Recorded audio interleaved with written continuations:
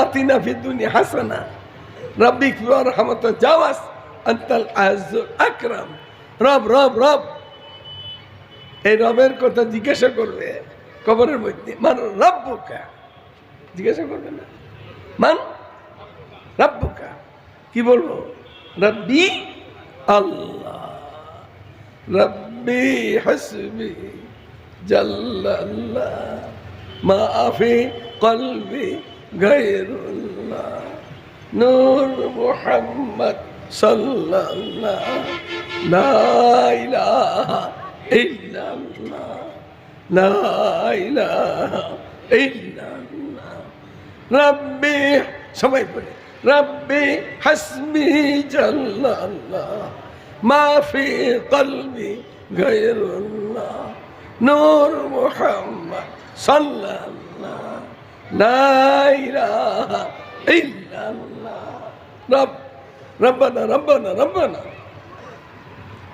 যারা রবের অনুসরণ রবের হুকুম মানছে তারাই কবরে বলবে রাব্বি আল্লাহ। তোমার ধর্ম কি? অমানদের ধর্ম কি? তা আমরা তো ধর্ম কি যে বানাইছে, বৈশাখ মাস আইলে ওই বটমূলে যায় ইলশা মাছ খায়, ইলিশ মাছ খায়, ধর্ম বানাইছে। জানুয়ারি ফেব্রুয়ারি মার্চ আসলে নাফরমানি করে ধর্ম বানাইছে। কাতি মাস আসলে মরাকাতি বানাইছে, ধর্ম বানাইছে। বৈশাখ মাস আসলে কাল বৈশাখী বিপজ্জনক, ধর্ম বানাইছে। কোরআন তো আমাদের ধর্ম নাই, হাদিস তো আমাদের ধর্ম নাই। যারা কোরআন হাদিস মতো আমল করতে পারবে না, করে না, ওরা আল্লাহর নাম ওদের মুখে আসবে না, ইসলাম ওদের মুখে আসবে না। শেষ কথা কি? মান হাদার রজুল আল্লাহ পয়সা, এই যে মানুষটা, এই যে মানুষ, উনি কে? তো ওনার সাথে পরিচয় থাকতে হতো। পরিচয়পত্র থাকলে সে কি বলবে? মানে নবীনা মুহাম্মাদুর রাসূলুল্লাহ সাল্লাল্লাহু আলাইহি ওয়াসাল্লাম আমাদের নবী। নবীর সাথে কোনো সুন্নত নেই, নবীর কথা মানি না, ঘরে নাই, ব্যবসায় নাই, বিয়াতে নাই, শাদীতে নাই, নবী চিনবো না। দুই জায়গায় চিনতে হবে। এক জায়গাতে একজনে সবাইকে চিনতে হবে, আরেক জায়গাতে সকলে মিললে একজনকে চিনতে হবে। এছাড়া বাঁচার পথ হবে না। এই জায়গা শেষ জায়গা।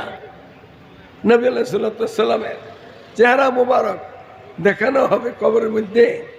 যারা চিনবে, নবীর সুন্নত মতো আমল করছে, তারাই বলবে ইনি আমার নবী মুহাম্মদ রাসূলুল্লাহ সাল্লাল্লাহু আলাইহি ওয়াসাল্লাম।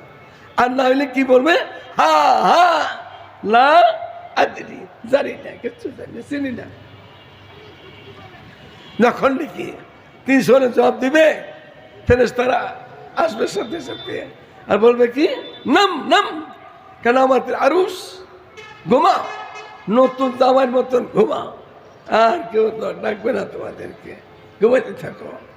কবর তারপর বলবে কি? ফেরেশতা এসা ফাফরিসুহু ফাআলবিসুহু মিনাল জান্নাহ ওয়া আফরিসুহু মিনাল জান্নাহ ওয়াফতাহু লাহু বাবান ইলাল জান্নাহ। আল্লাহ তাআলা ঘোষণা দেবে ফেরেশতাদেরকে, আয় আমার ফেরেশতারা, আমার মাইয়ে, আমার বান্দা কামিয়াব হয়ে গেছে জবাব দিয়া, এখন বেহেশতি পোশাক পরাই দাও। কবরের মধ্যে কোন পোশাক পরাইব? জান্নাতি পোশাক।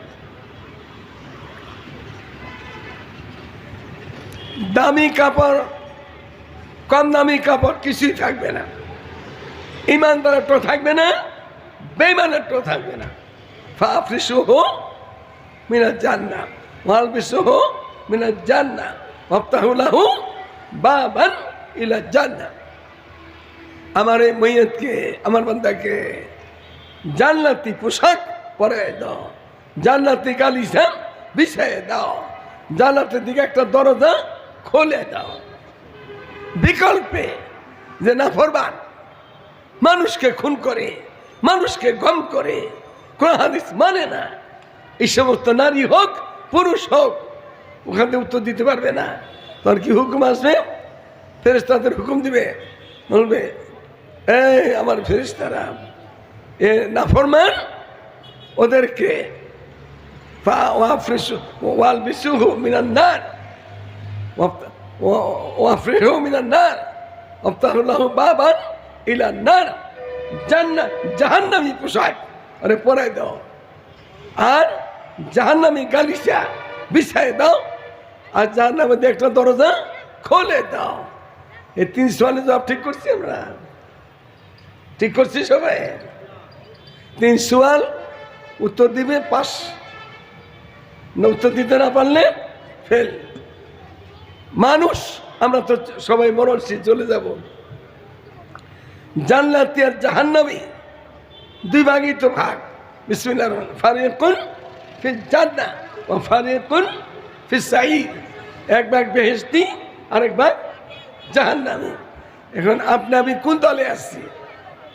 মৌতের আগে আগেই জান্নাতি আর জাহান্নামী, না মৌতের পরে?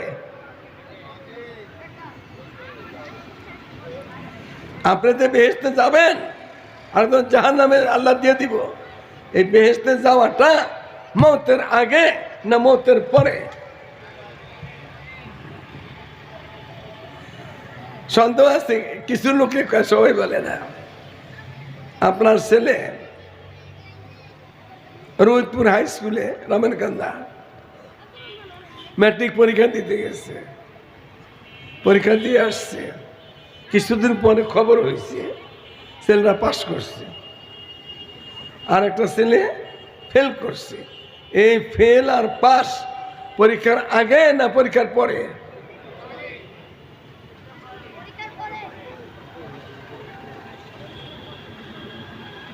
ফেল পাস পরে। ওই যে জান্নাতের টিকিটের মতন, পরীক্ষার আগে আগে পাসও ফেলো, ওইটা কেমনে হয়? এই ছেলে লেখাপড়া করছে ভালো, পরীক্ষাতে যা আসছে সুন্দর মতো লেখা দিয়ে আসছে, পাস হয়ে গেছে। খবরটা হয়েছে পরে, খবর হয়েছে পরীক্ষার পরে। এই পোলা পাস পরীক্ষার আগেই, আর একটা ফেল করছে। এটা ফেলও আগে।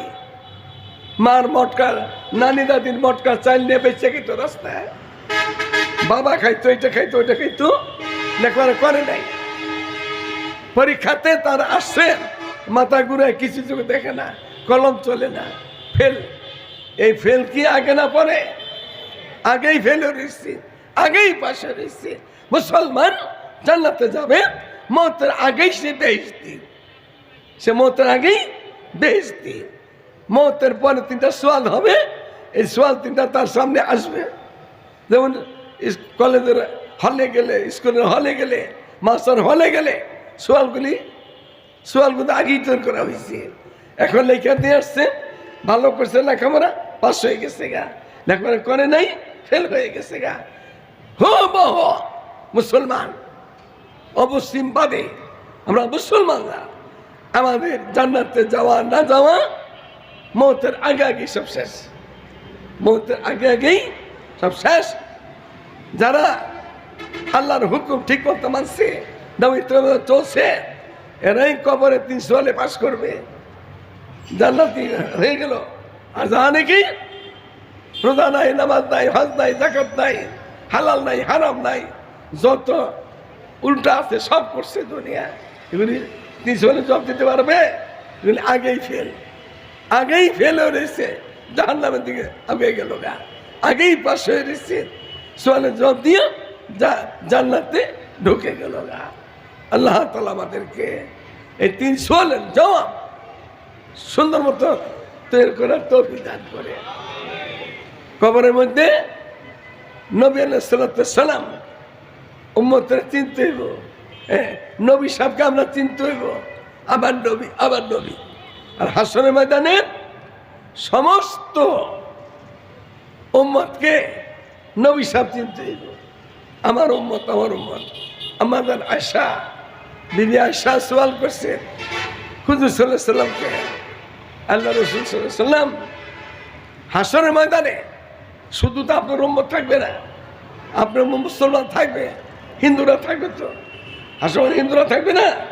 হিন্দু থাকবে, বৌদ্ধ থাকবে, খ্রিস্টান থাকবে, ইহুদি থাকবে, মজুসি থাকবে, মুসলমান বাদে সবাই তো থাকবে। আপনার উম্মত আপনি চিনবেন কেমনে? কেমনে আপনি চিনবেন? এই সওয়াল করছে আমাদের আয়সা। হুজুর সাল্লাল্লাহু বলছেন, আয়সা শোনো শোনো, গুররা মুহাজ্জালিনা মিন আসারিল ওযু। আমার উম্মত নামাজের জন্য, আমার উম্মত ইহরাম বাঁধছে হজের জন্য, উমরার জন্য, আমার উম্মত মসজিদে ঢুকছে তেলাওয়াতের জন্য, নফল নামাজ পড়ার জন্য, নামাজের ওযু করছে। ওযুর যত জায়গা আছে, হাত থেকে ধুয়া, কুলি কইরা, নাকের পানি, মুখমণ্ডল, হাত ধোয়া, পাও ধোয়া, যত কিছু আছে হাসরের ময়দানে ওই ওযুর জায়গাগুলো পূর্ণিমা চাঁদের থেকে আলোকিত হবে। আর আমি চিনবো আমার উম্মত আমার উম্মত। ভালো ওযু করবো তো ইনশাআল্লাহ, মেসওয়াক করবো তো আল্লাহর রহমতে ইনশাআল্লাহ। ওযু যদি ভালো না হয় ইবাদত ভালো হবে না। ওযু আমরা যেন সুন্নত ওযু করি। আমি আসলে খুব আজকে সব খারাপ মনে হইতেছে, উজানি যাওয়ার জন্য আবার এই শরীরে যাইতে পারো কি পারুন না, এই চিন্তা করতেছি। আপনার সাথে দেখা করতে এসছি, আপনাদের পাশে একটু মক্কিনগর জেলখানার পাশে সকাল 8টা থেকে রাত 8:30 পর্যন্ত আধা ঘন্টা নামাজ পড়ছি, 9টার সময় নামাজ পড়ছি, 24 ঘন্টার মতো 12 ঘন্টা। এই 12 ঘন্টার মতো সকাল 8টা থেকে রাত 8:30 পর্যন্ত ওখানে বহুত ওলামা একরাম ছিল, প্রায় 10,000 লোকের খানা খাইছে। এ জুমার পরে 10,000 লোকের খানা খাইছে। আমার দেশে আল্লাহ যেন কবুল করে। এখানেও আমাদের দিনী মাদ্রাসা, এই মাদ্রাসাকে আল্লাহ তাআলা কবুল করে। এলাকায় ছোট ছোট বাচ্চারা আমরা যেন আমাদের সন্তানদেরকে মাদ্রাসাতে দেই, নুরানি পড়াইয়া। যদি আপনার কপাল ওরকম বড় কপাল হয়, হাফেজ বানাবেন, আলেম বানাবেন। তা না হয় মুসলমান হিসাবে কমাস কম কোন সহিত পরামর্শই শুধু করিয়া এটা নুরানি মাধ্যমে সুন্দর হইতেছে। আল্লাহ তৌফিক দান করে। আমার স্বাস্থ্য দিতেছে না। আর যারা নাকি আমাদের ওয়াইজিন হজরত, আমাদের মৌলানা রফিক সাহেব বয়ান করতেছিল, খাজা সাহেব, আমি আসছি, উনি ছেড়ে দিচ্ছে।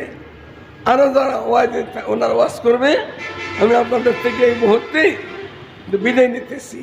আসসালামু আলাইকুম ওয়া রাহমাতুল্লাহি ওয়া বারাকাতুহু।